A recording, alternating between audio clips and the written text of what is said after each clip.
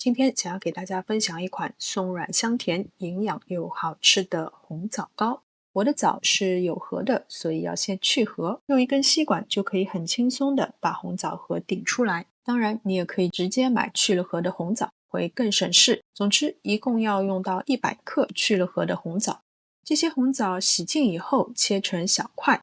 倒入锅中，再加入100克的清水，煮沸以后盖上锅盖，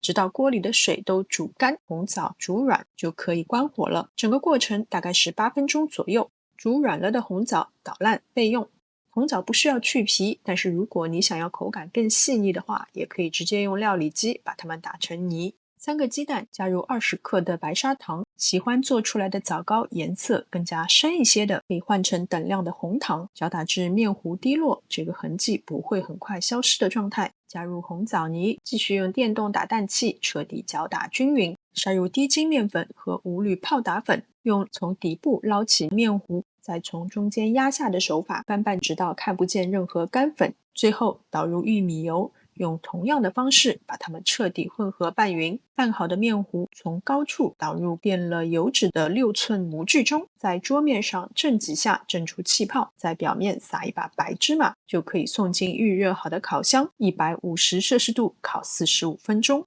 出炉放凉以后就可以脱模享用了。这个健康、天然、纯粹的红枣糕真的有着非常浓郁的枣味，而且低糖、低脂、松软香甜，每一口都是满满的营养和美味。